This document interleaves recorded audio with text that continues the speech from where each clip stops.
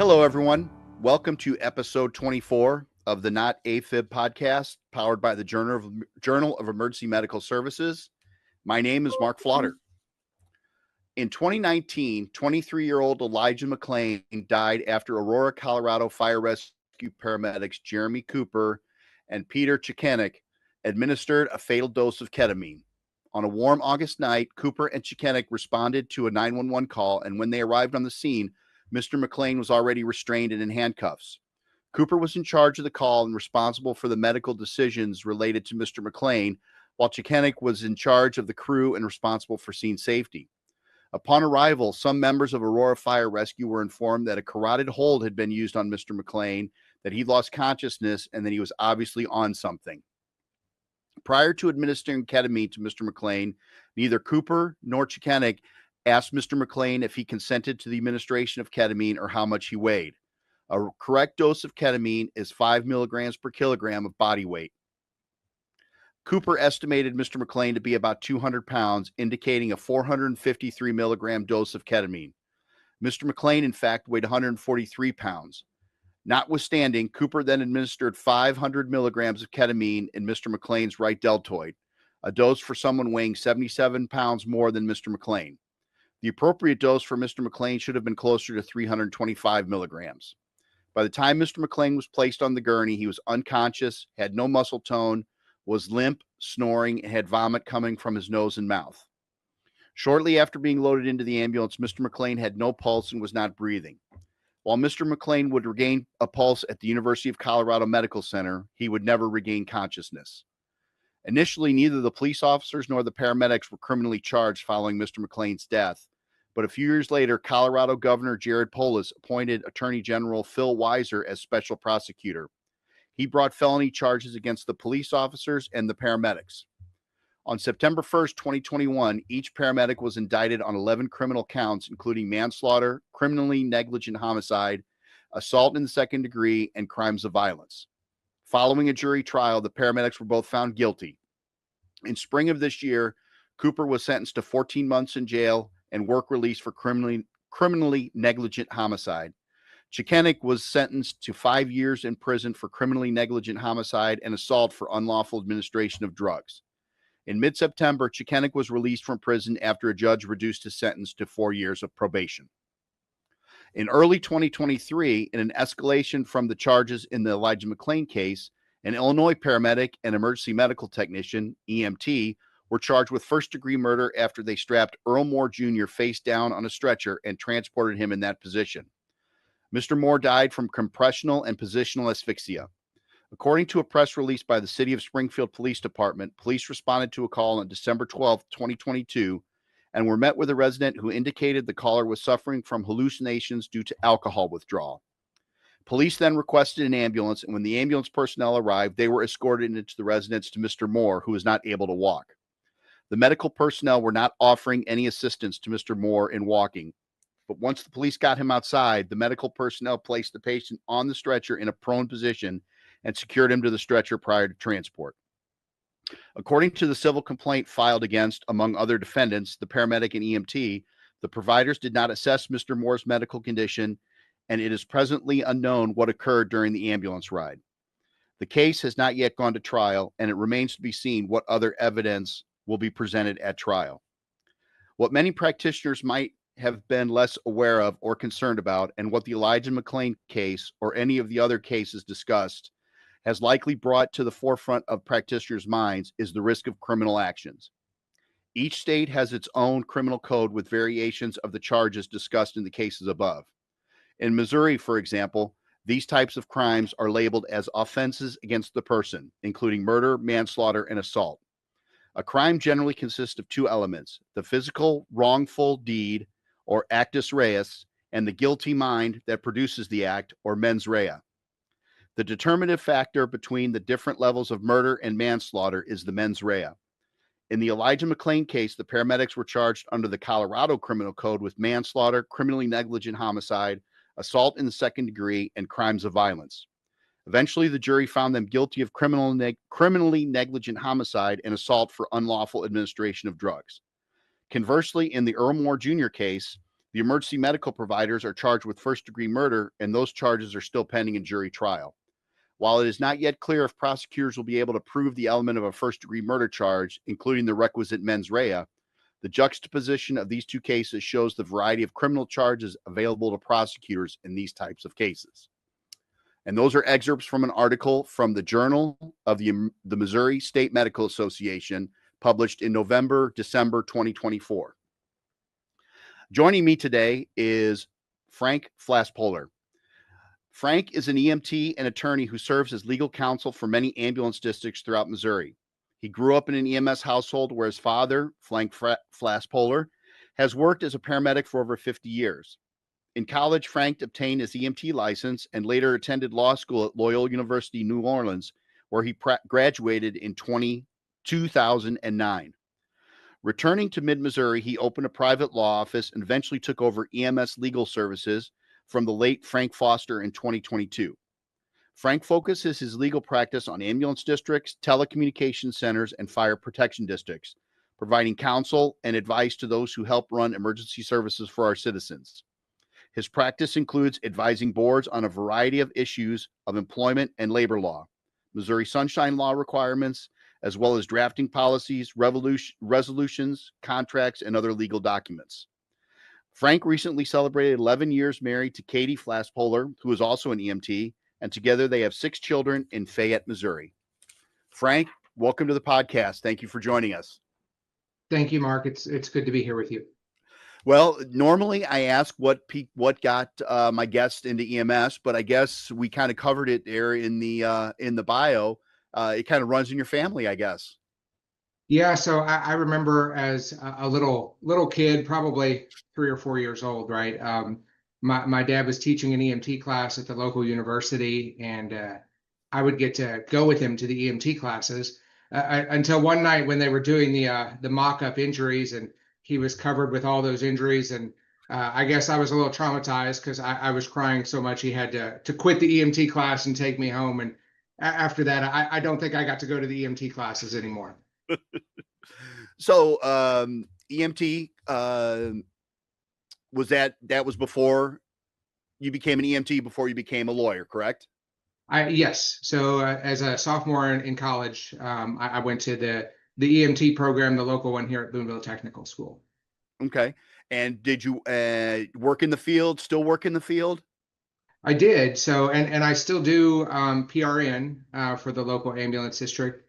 So after getting my EMT license, actually my first job in emergency services, I spent about a year as a full-time telecommunicator over in Cooper County at their 911 center. And then I worked as an EMT for the local casino for a while, and then continued to work for a couple area ambulance districts before I went to law school, and then went down there and came back, and I continued to work weekends and some evening shifts as an EMT. I don't get to do that as much anymore because my wife's a full-time EMT, so she wants to take all the shifts now. But and one of us has to stay home with the kids, right? Right. For those who may be listening that are outside of the state of Missouri, describe to us, I obviously know where Boonville, Cooper County is. Can you describe to those who may not be familiar with Missouri geography where you're located? So having the benefit of, I went to law school in New Orleans. I know that folks from outside of Missouri think that the whole state is St. Louis. So if you were in St. Louis and you went about 150 miles west, that's about where you'd find me. So we're pretty close to Columbia, Missouri, if you know where Mizzou is. But yeah, I'm not in St. Louis. We're a little bit a ways away from there. Okay. Yeah. For our Missouri is a lot more than just St. Louis. Well, lately Kansas City with the Chiefs as well. So right. So what pointed you in the direction of law school and becoming an attorney? So I really enjoyed working as a telecommunicator, and so when I went to the casino, actually their EMT position was part of security, and so I had gotten interested in the law and how that works out and how that affects people's lives, and enjoyed my philosophy classes in college, and so I really thought being an attorney would be a great way to to put that all into daily practice and work for justice and fairness and those great things that we strive for in the legal field. And in the bio, you did start with private practice, and then did you close your private practice when you took over EMS Legal Services, or is that one and the same now? So it's been a process of winding up. I had the benefit for quite a few years of working with Mr. Frank Foster, who was the attorney for EMS Legal Services and essentially the attorney for most of EMS in the state of Missouri, and then a lot of 911 and fire as well. Right. And so I got to work with him for several years, and we kept talking about a transition down the road. Unfortunately for me, I think it was great for him because he got to continue doing what he really loved, serving the EMS community up until his passing. And he passed away unexpectedly in 2022. Right. So at that point, we began kind of the winding up of most of my private practice.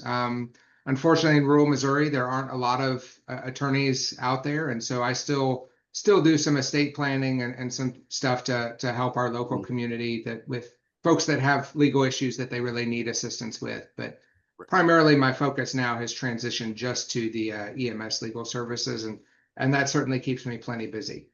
I'm sure. Before we get into the bulk of our conversation regarding the criminal charges that we're seeing more frequently against EMS providers, I work in a suburban area just outside St. Louis in St. Louis County. What are some of the unique legal challenges that some of the more rural ambulance districts and dispatch centers may face that those of us who are suburban or even urban providers may not even consider as legal issues? So I think probably the biggest issues facing rural EMS in Missouri would be funding, which I don't think that unfortunately urban areas are immune to. Right. But I think also staffing, and I know that's an issue in urban areas as well. But that the problem I think that we see in rural EMS is, if you take a young person who becomes an EMT and then gets their paramedic certification, right, that they are driven that they want to serve and they want to go on calls and they want to stay busy. And so it's a real challenge, I think, for us to keep well-trained providers that are satisfied running 2 or 3 calls a day, right? And so I think in rural EMS, that's certainly an issue is keeping people in our services that are well-trained and educated, that don't want to just go somewhere where they've got lots of exciting calls, right? Right. So, end of July, you spoke at the Missouri EMS conference in Kansas City. I attended the session where you discussed the increase in criminal charges against EMS providers. Obviously, you highlighted the Elijah McClain case and the case from Springfield, Missouri that we discussed in the opening from the article. Talk to us a little bit about most of EMS anytime in the past. Most legal issues in EMS have been on the civic side. Am I correct in assuming that? Yeah, so traditionally issues with EMS were addressed in the civil forum in what we'd look at as essentially medical malpractice cases. And so those cases are very different from criminal cases. So first of all, they have a different standard of proof, right? In the civil system, you just have to be shown to be wrong. It's not guilty, but wrong by a preponderance of the evidence, which is basically more likely than not. So we might think, 51%. So you convince the jury 51% in their mind that you did something wrong, and then you're going to have to pay for that. I'd say the biggest difference that gets everybody worried with the civil system and the criminal system is, if you have to pay for it in the civil system, that comes in the form of a monetary payment, right? So there's some sort of money damages most often. Whereas in the criminal system, the penalties are much more severe than cashing out your checkbook. Right. Right. So providers may be listening and they may say, well, wait a minute, don't I have some sort of immunity because I work for, in my case, I work for a political subdivision, I work for an agency that's under city government. Don't I have some sort of immunity or protection? And you mentioned in your presentation, you talked about different types of immunity. So can you explain to us why they may not always have that immunity if it comes down to a civil or criminal charge? So there are certainly immunities, sovereign immunity, official immunity, and then the public duty doctrine is kind of I want to say a unique Missouri Mhm. immunity. But this sovereign immunity and official immunity really come from the idea that as a government agency, back in the days of England when the government was associated with the crown, right? Mhm. The crown couldn't be sued, and so we have carried through some of those protections and sovereign immunity through the common law to say that the government entities cannot be sued. But then the courts have made some significant exceptions there. So if, for instance, the government agency really has some awful training in place, or they're not following up with issues with their employees, then the courts will get around that sovereign immunity. The same thing happens with official immunity. So where sovereign immunity protects the entity, so in most cases in Missouri, it would be the ambulance district or a fire protection district or the governmental body. Mhm. Official immunity is going to protect those government employees who are acting within the official scope of their capacity.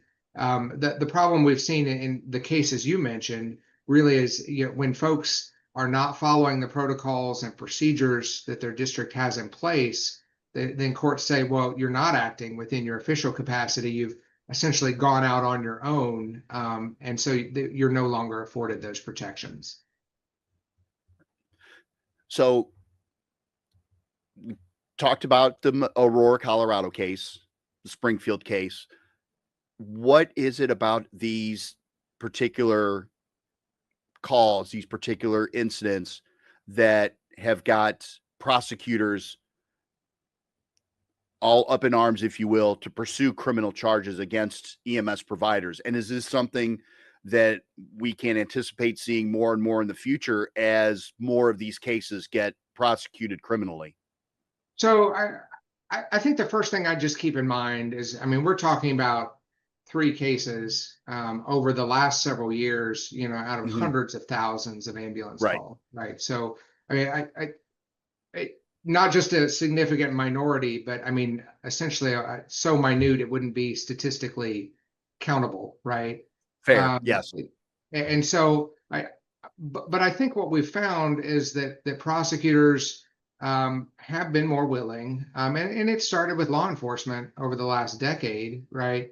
More Mhm. willing to look at the actions of public officials who really are going outside of the scope of what it is they're supposed to be doing as public safety officials. And so I think that the more we step away from being a care provider or neglect that aspect of our duty, I think then the more likely it is a prosecutor is willing to look at that case and say, well, you weren't just messing up the medication, or you weren't just doing this wasn't just a human error, but it was really something that you forgot what your role was in EMS, Mhm. and you went beyond that. And so I think that's what really has brought these cases to the forefront.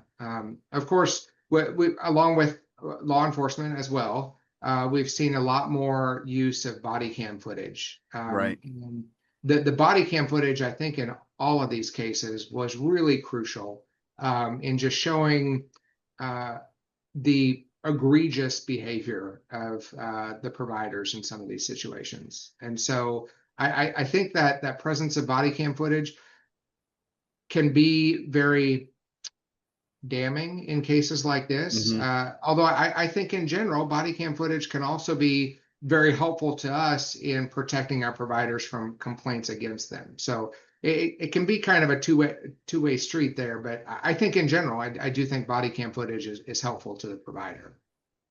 Yeah. Eh, would it be fair to say that there's a certain expectation when someone calls 911 of the behavior that the provider exhibits when they arrive? I'm sure that callers expect a certain degree of professionalism, a certain degree of competence. And you talked about the body cam footage. When they don't see that professionalism, when they see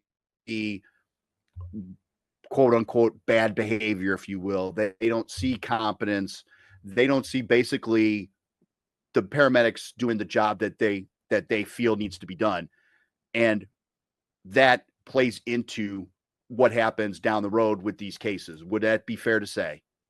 Yeah, I think that's certainly fair to say. So typically, in most of the statutes or most of the laws that we look at, right, when we talk about murder or manslaughter or any criminal statute, is usually going to be looking at different levels of mentality, different levels Mhm. of intent, and so oftentimes we've seen these cases charged under what in the legal world is called a reckless intent, which is just that careless disregard for the danger that another person is facing. And so I think when we see on this body cam footage, or we see in situations where a provider comes in with the exhibiting this callous disregard, then right there we have the beginning of some concern, right? Right. Because if we walk into a scene and we're not being compassionate and we're not being attentive and we're not focused on patient care, that's where I think things come off the rails in these situations. And so I'd say that's got to be the biggest takeaway from each of those is just a reminder. And certainly we don't go into every scene happy, right? We Right. don't go into every scene always at our best. I mean, I understand, as an EMT, you get called 3 in the morning to the same address you've been at for the last, 5 hours. Mhm. And I mean, those can be frustrating, but just always keeping in mind that our role as a clinician and a caregiver, and keeping that at the forefront so that every time we walk into the house, we really are presenting ourselves in the way that, if a jury's watching the video a year and a half later, they're going to say, well, Frank could have done his job better, but he did all right, right? It wasn't that he completely disregarded his patient, right? And Mhm. so just keeping that mentality, I think. Right. It's like the old Maya Angelou quote. Uh, People will always remember how you made them feel, and you've heard numerous times that you can be the best clinical paramedic in the world, but if your bedside manner is terrible, chances are pretty good you're going to get a complaint against you. Right. Right. Yeah. So you've talked a little bit about you first degree murder. You've talked about manslaughter. People out there may be saying, well, what's the difference? Can you talk to us a little bit about? And I know when we talk about some of these terms, we'll be talking about Missouri statutes, and so they may be different from the states. So just that disclaimer that when we talk about different charges such as manslaughter and murder, probably going to be quoting more Missouri statutes than other states, unless you have familiarity with those and can point those out specifically. Well, my license is only in Missouri, so I better Okay, stick with where I am. So fair enough. yeah, so I generally it's the level of intent again, and so it's that mentality you mentioned in the beginning, that excerpt from the article, the difference between the mens rea, which is really that mental intent, and the actus rea, which is the physical action. And so in a courtroom, generally the physical action, especially in murder cases, it's not that hard to prove, right? The Mhm. coroner calls and says the person's dead, and that there's not much debate about that. So the action itself is usually pretty easy. It's determining that mens rea, that is more challenging in the courtroom, and that's really what distinguishes manslaughter and murder and the different degrees of those offenses, right? Because in all of those with all of those crimes, at the end of the day somebody has died, right? But the law punishes more the person who knowingly causes and intentionally causes that death. And so For instance, in the state of Missouri, first-degree murder requires intentionally causing the death of another person after deliberation. And so, in the common law, we very, very frequently talk about first-degree murder as being premeditated murder, and Missouri's definition follows that pretty closely. That's not to say that other states do, and so there can be some variance there, but Missouri pretty much follows the common law on that. For second-degree murder in Missouri, we see there are different ways to commit second-degree murder. That there's kind of a list, and so again, you're killing somebody, but one of the ways that we'd look at usually in these cases is, somebody's death is caused while you have intentionally caused them serious physical injury. And so maybe you didn't mean to kill them. Maybe you only wanted to beat them with an inch of their life and you went a little bit far, but that's still going to be second-degree murder because you intended to cause that serious physical injury. A lot of times felony murder can come into those situations as well. So somebody dies in the course of you committing a felony, and so that doesn't really require you to intend to commit them at all, right? You can be robbing a bank and somebody gets killed, or you've still committed felony murder because you were committing a felony while that happened. So those are kind of the murder definitions in the state of Missouri. Manslaughter kind of then steps down a little bit further, and so without the intent to have committed murder, manslaughter in the first degree in Missouri involves that reckless action that causes the death of another person. And so again, maybe you don't intend to kill them, but you act in such a way that's so callous and in disregard of their well-being and their safety that it's considered reckless, and then their death results. And so that's going to get you to manslaughter, at least under Missouri's law. Could it be argued, maybe, with all the information out regarding the dangers of putting patients prone on a stretcher, that placing a patient prone on a stretcher, would that fit maybe that reckless type of definition that we were just discussing, or would that just be considered violation of protocol, if you will? I think I don't want to say certainly, because you'd have to look at your individual protocols, but I think more than likely it's going to be a violation of most protocols. And I think the medical literature is pretty consistent out there that a prone position for a patient, especially one who has maybe a compromised airway or needs assistant breathing, is not going to be a safe position. And so I hate to make a blanket statement that the prone position is always contraindicated, but I think certainly in general, especially if we've got a patient that's in handcuffs or otherwise restrained, I can see that as a very dangerous position. And there's going to be definitely an argument from the prosecution and in the eventual civil lawsuit as well, right? That position was so ill-advised that it amounted to reckless behavior by placing the patient in that condition. Right. And one of the things that you talked about was in the presentation, you mentioned physical restraints, but you also talked about chemical restraints as well, and brought up some interesting points regarding chemical restraint. Can you talk to us a little bit about that? You mentioned about liability and chemical restraints, that paramedics may not be liable for chemically restraining patients in certain situations. Can you talk to us a little bit about that? Yeah, so there is actually a Missouri statute. It's section 190.147 that works to absolve EMTs and paramedics. Of course, probably not EMTs in Missouri, because I don't know that they should be administering chemical restraints, but absolves paramedics from chemically restraining an at-risk health behavioral patient. And so it is limited to those who are suffering with mental health illness.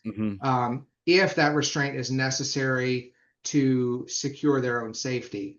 However, that protection only comes into play when they are acting in good faith and without gross negligence. And so, and in the cases you referenced, we need to be careful with both of those things, right? So, in good faith, certainly every clinician should be making their own determination about the need for those physical restraints for their safety or the safety of their crew. And I have the utmost respect for our law enforcement partners, right? But we should not show up on scene and then simply be deferring to our law enforcement partners as to whether or not this individual needs chemical restraint and the level of restraint that they need. That really needs to be a clinical determination that we're making in our role as care providers. And as we make that, then I think that second component, if we've decided that chemical restraints are necessary and appropriate, in order to ensure we've got that continued protection, we need to be administering them without gross negligence. And so I think that's going to involve some follow-up, monitoring the patient's conditions, monitoring their vital signs, ensuring that they continue to have a stable airway, ensuring that they're in a position, not prone, that allows them to safely breathe. And so not simply giving them the sedative, strapping them to the cot, and then putting in the run report on the way to the hospital and never checking on your patient, right? Because that's going to eliminate that protection for you. Right. So when we talk about, are there parameters under, you mentioned the mental health conditions, are there parameters such as, for lack of a better term, a checklist that, okay, if patient is exhibiting this type of behavior, then chemical restraint is indicated, or is that something that most of us would find in our protocols? So that's not something that the state law itself lays out. Right. That's certainly something that I would be in touch with your medical director and reviewing those protocols of when that's appropriate. Of course, the clinicians have to have some discretion, right, to consider all the factors that go into that. But I think certainly something that would be in your protocols. Right. You talked about just a couple moments ago and talked about follow-up monitoring. Are those, and you also do a presentation on documentation. So those are some things that we've seen that can get paramedics into trouble. They administer a restraint or administer a medication, if you will, such as a sedative. They don't document follow-up assessments, follow-up evaluations. Patient ends up having a poor outcome that could potentially come back on paramedics because of that lack of documentation. Is that fair to say that can be a big problem? Absolutely. I mean, documentation is one of the clinician's best defenses in any case like this, right? That they're looking at. And it's hopefully something that if the incident's well documented, that the prosecutor's going to read that report and never make it past that and go, well, nothing happened here that is worth pursuing from a criminal perspective. So that documentation is really important to show those follow-up vital signs, to track the patient's history. Of course, it's important for us to be able to pass on to the other clinicians at the ER and the other down the healthcare chain. But I think for us in legal defense, it's going to be very vital that we've clearly documented that, every 5 minutes we're checking vital signs. These are the vital signs we're checking. These are what they are. And that can be oftentimes recorded through the monitor, right? So it's really easy to get that information, but to make sure that that's in the care report, because when we see a care report where we're administering a very strong sedative, such as ketamine, and then there's essentially no follow-up, or there's camera footage from a body cam footage or camera footage from inside the ambulance that shows that the paramedic's sitting there and at this point the patient's no longer breathing, but they're not checking on them and they're not doing those follow-ups to ensure that they continue to have good vitals. That really becomes an issue. with documentation being almost exclusively computer based these days, especially in the urban, suburban areas and many of the rural cases as well. A lot of times paramedics will ask, well, if I if I dropped it, if I hit it in the drop down menu, do I have to document it in the narrative? And there's always that argument about what you document in the narrative, what you can use in the drop down menu. And is consistency in documentation, such as documenting everything in applicable areas, is that something that comes into play if this report gets into the legal system for whether it's civil or criminal? Yeah, so I mean, those check down are the drop down boxes, the check marks. I mean, and certainly your clinical narrative, all of those can be in question when you end up in the courtroom, right? Mm-hmm. And there's a case in New Jersey where the individual had checked the box for no nausea and vomiting for a head injury patient, and then the hospital took that and assumed there was no nausea and vomiting and discharged the patient, and they end up dying later. And the court in that case really clearly said that your documentation is really important, something that you can be held liable for, and in fact, something that is not part of your emergency care. And so, we talked about those immunities earlier. Generally, those immunities, one of the other exceptions is they don't apply if it's not an emergency care. It's not something that is happening in an emergency, right? Because we want to give that official immunity to people that have to make quick decisions, because that's part of their job. We don't necessarily give that official immunity if it's a routine decision that you had time to think about. And certainly documentation is one of those things. The court tells us that, right? There's no rush to get your documentation done. And so really important that you get all the information in there. For the clinical narrative, I really think that's the opportunity in your report. That the drop-down boxes are great. Those are wonderful for statistics and help us get a lot of information to improve EMS. Right. But that clinical narrative is really your opportunity to paint a picture and tell the story of what happened on scene. I don't generally like, if you've recorded the information somewhere else, like you've got your vital signs recorded in a different part of your report, I don't really think it's a great idea to repeat those verbatim in the narrative, because anytime we're repeating something, we just have the opportunity for human error, right? And Right. so you put them over here, and then the vitals over here are different, and then some lawyer is going to come along and make a big deal about that in front of the jury. Now, that's not to say some things don't get repeated in the narrative, because they are an essential part of your story. And so you may check certain boxes about conditions that the patient has, but then when you're justifying in your narrative of why you were giving this drug, you probably do want to repeat some of that, right? So there can be some repetition, but I would be careful with how much you do it, because it's just another opportunity for inconsistency. Right.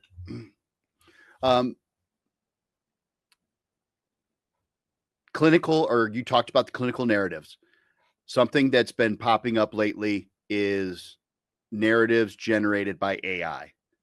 How much of a legal minefield does that pose when you start talking about, based on some of the check boxes and drop down boxes, AI composing a narrative for that call, for that encounter?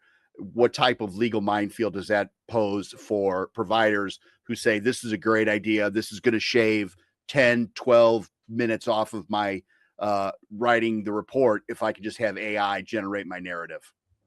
So I like AI. I use AI a lot in my own practice. I think it can be really helpful. But one of the things that every legal ethics presentation is very clear on AI. It's great as a place to start. It's not a good finished product. And so, for instance, for a while when I would use AI on legal research, it would think absolutely everything was related to the Missouri Sunshine Law, because there's so much literature out there about the Sunshine Law, right? So it just, AI can only give you back what you've put into it. And so in generating a narrative, if you're generating a narrative based only on what was in those check boxes, then you're really not even adding anything to your report. You're just putting it into a Word format, right? Right. And again, that narrative is supposed to fill in the gaps and really paint the picture of what happened. And so if you've limited it to the boxes that you've checked, you end up with a really poor narrative. I think that certainly you got to go back if you're using AI and fill in all that. And that in some cases to me seems like it takes longer than it does to write the narrative to begin with. Now there are some, I know there's some developing technologies out there. They've got those devices you can wear around your neck that will take notes of your conversation. As those develop, I think that could be a really great tool for EMS where you can have something on your pocket or your lapel that you could dictate what you're doing for the patient throughout the duration of the call. And then AI can give you a summary that's time stamped and exactly what you did and recounts that, hey, you consulted with the patient. This is the information you told them. There are some things out there that I think are still in development that will be really cool for EMS. I don't think clicking create my narrative based on the report information I've given you is really enough. And so we really need to be making sure we're filling in all of the picture there. Right. Right. Some of the other legal minefields, specifically refusals, consistently a topic year after year of one of the biggest legal issues facing EMS is refusals. When we talk about getting refusals, what are some key things that as paramedics we should be documenting when a patient refuses transport? For instance, somebody else calls on their behalf. They don't want to go. They didn't make the call. They maybe actually have an issue, an injury, but they don't want to go by ambulance. What are some key things that as paramedics we need to be documenting in our narrative to relay that we've advised the patient and the patient is giving us refusal and with the ability, the mental capacity to give that refusal? Well, so Mark, you said mental capacity, and that's really the key, right? Because and we can talk about legal capacity, but those are easy things to figure out, right? People that are over the age of 18, they're adults, they can make their own decisions. There are some exceptions and tweaks to that, but generally legal capacity is pretty easy to determine. Mental capacity, however, is a clinical determination, just like any other clinical determination we'd make. And so we need to make sure that that's clearly documented in our report and that we've taken the time to assess that. And so that we talk to the patient, that we discuss it with them, that we make sure that they can understand the information that they're receiving. And so we explain their situation, explain the concerns, explain our observations, and they can tell us back and they can communicate back to us, hey, this is what you've told me. I understand this, right? And then the other part is they have to understand and be able to make an informed decision based upon that. And so that decision can certainly be, I don't want to go to the hospital, or I don't want to go to the hospital with you, or I do want to go to the hospital, because really the determination is the same for consent as it is refusal. Our patients have to be informed, and so they have to have the information, and then they have to be able to reason based on that information. So not only can the patient say, yeah, this is what you told me, and I understand that, but this is why I'm making this decision, right? And that can be, I just want to stay at home. I don't want to go back to the hospital because last time I went, I got sick, or because I just want to die at home. We certainly respect our patients' ability to make their own decisions, right? But they have to be able to receive and process the information we give them, and then they have to be able to make a decision based upon that. We need to document all that clearly, especially in refusals, because refusals outside of vehicle liability, so being in a car accident in EMS, refusals are our greatest opportunity for liability and our greatest exposure for liability in EMS. So we really need to make sure that that documentation for refusals is very, very clear, that we've communicated this information to the patient, right? We told them the possible consequences and that we've made a recommendation. We shouldn't be on a call going, oh, I can't tell you what to do. No, I think in order for them to make an informed decision, they are entitled to a recommendation from us as clinicians, right? And so we should have a recommendation as part of what we've communicated to them. And then we've documented that they understood that. This is how we know that they understood that.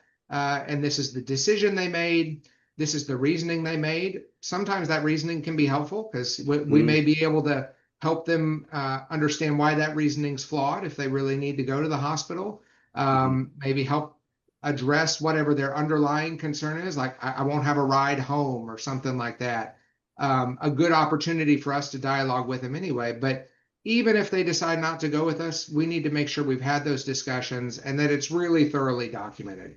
A refusal patient documentation is not your easy report that you just type in 3 or 4 lines and that's it, right? It's really the one probably out of a lot of your reports that you got to put time and attention into, because it's the one you're most likely to get sued for.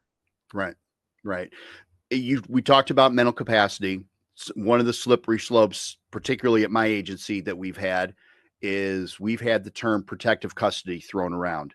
We've had instances where we have a patient who may be under the influence of alcohol or controlled substance, may not be able to act adequately, give mental capacity. We'll call medical control and they'll say, we'll just have the police put them in protective custody. And the police are like, whoa, hold on just a second. Can you talk to us a little bit about protective custody? When is it applicable? When does it work legally? What are some of the parameters that need to be met for someone to be placed in quote unquote protective custody to be taken to the hospital for evaluation?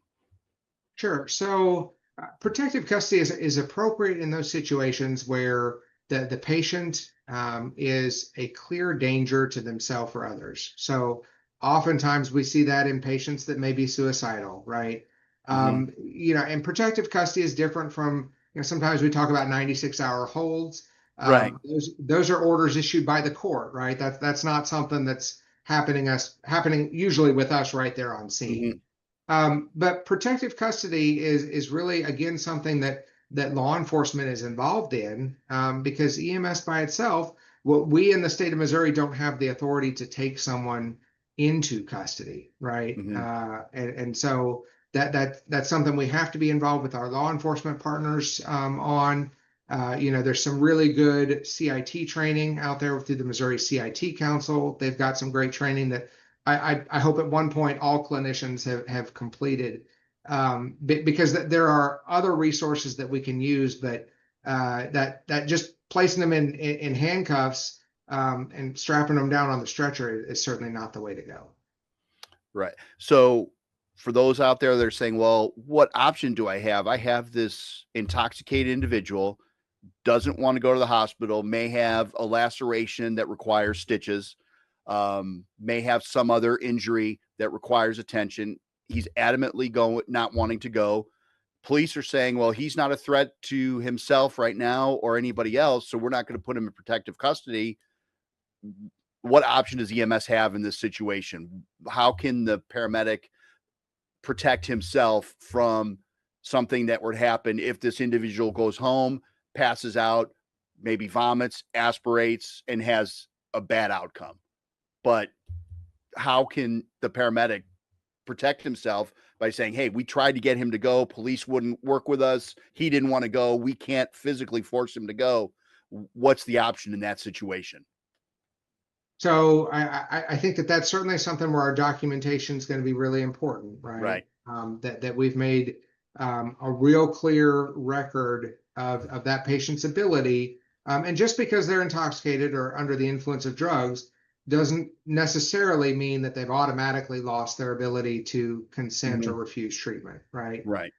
Because we have to have clear documentation and a clear record that they could understand the treatment, and that they were making a reasoned decision based on whatever. It doesn't, again, have to be reasons we agree with, but we're making a reasoned decision to refuse that medical care.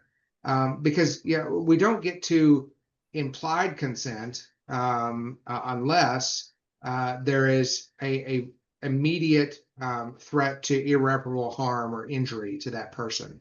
And so we've got the intoxicated patient with a laceration on their arm.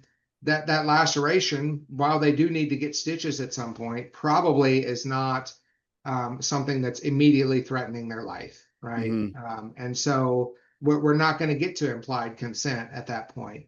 The other thing, we don't ever get to implied consent if somebody had the ability to make an informed decision and refuse to begin with anyway. So I think we have to be really careful in those situations, really do a thorough mental assessment of that patient, and just be very, very clear on our documentation.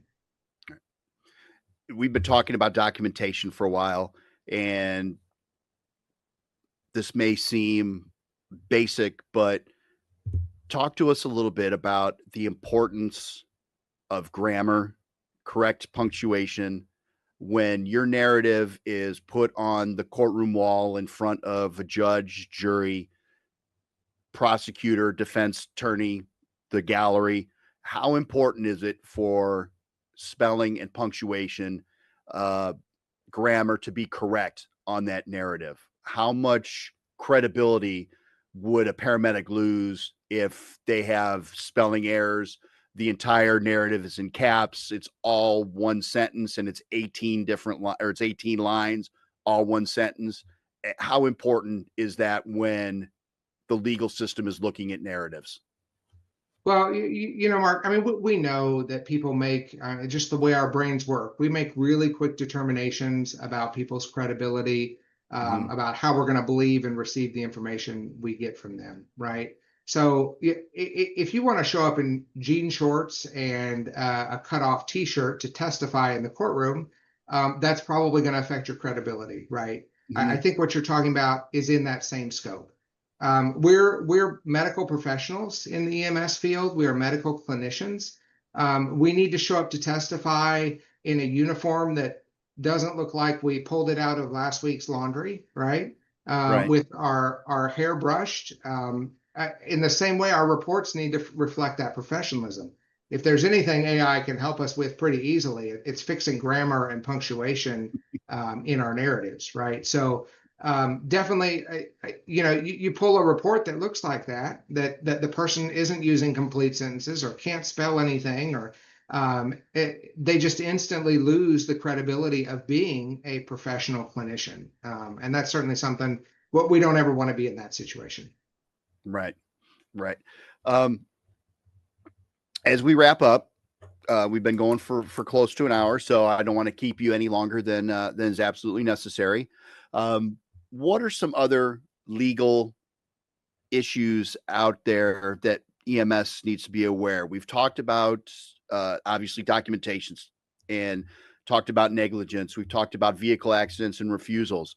Is there anything else out there that we need to be aware, back of our mind? I know some EMS agencies, I spoke to one of the deputy chiefs from New Orleans EMS. They've instituted body-worn camera programs. A lot of other agencies are headed in that direction. Anything else out there that we need to be considering as EMS as we move into the future? You know, I think probably, and there's been more discussion of it lately, which I'm thankful for, but I would say that one of the areas that we continue to struggle in the first responder community overall is addressing mental health. And so while it's certainly worth considering body cameras and you know, safety vests and things like that for the safety of our clinicians, I mean, mental health is also an incredible risk factor for EMS and other first responders as well, right? And so I really think it's important for agencies to look at, you know, when our clinicians go on a call, and to me, every agency should have a list, right? Like, you know, you go on a call where a police officer or another first responder is killed. You go on a call where there is a pediatric death.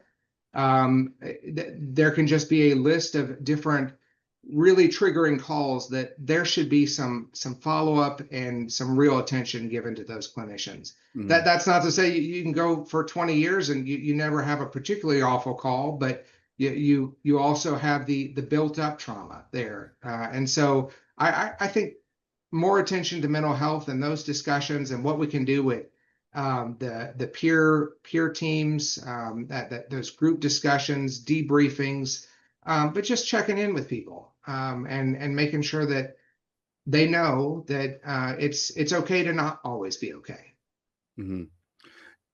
I would imagine that is probably more important in a more rural setting, because you may not be seeing, like here at our place, where we see each other for 48 hours.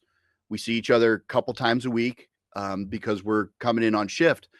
In rural areas where it may be mostly volunteer, you may not see a fellow provider for a couple weeks, maybe. So I would think that would be more important in that type of setting, to be checking in on those individuals, than it almost would be in a more controlled setting where we're seeing each other every, 96 hours or so. Yeah, well, and just that willingness to, I mean, I think as first responders, our first instinct is to say, yeah, I'm okay, I'm okay. Mm-hmm. That willingness to just give some space and maybe dig a little bit deeper, I think Mm-hmm. is really important. Any closing thoughts as we wrap up, Frank? I do appreciate your time. It's been a great conversation. We've covered a lot of different topics. Anything that you want to, any closing thoughts you want to leave with us? I don't think so, Mark. I certainly appreciate the opportunity to talk with you today. Uh-huh. And Okay. As far as any type of social media website for EMS legal services, anything that you want to leave for us, so people can check out what you can offer? yeah, so I mean, if anybody has questions, they're always welcome to email me. My email is just frank@emslegalservices.com.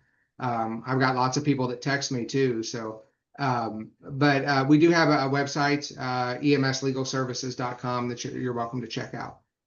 Okay. And as far as the wrap up question that I always ask my guests, what is the last book that you read? So well, I just read, I finished it like 2 days ago. I should know the answer to that. It was a book about about compassionate community building, by Okay. employers. I can't Mastering Community, I think was the name of it. Okay. Okay. Excellent. Thank you. Frank, I appreciate your time once again. For us here at the podcast, we are on Instagram. Our Instagram handle is at not_a_fib_podcast. You can email us at not.a.fib.podcast@gmail.com. Frank, EMS Legal Services, thank you very much for joining us. I appreciate it. For those of you that are listening, thank you for joining us, and we will talk to you again next month. Thank you, Mark.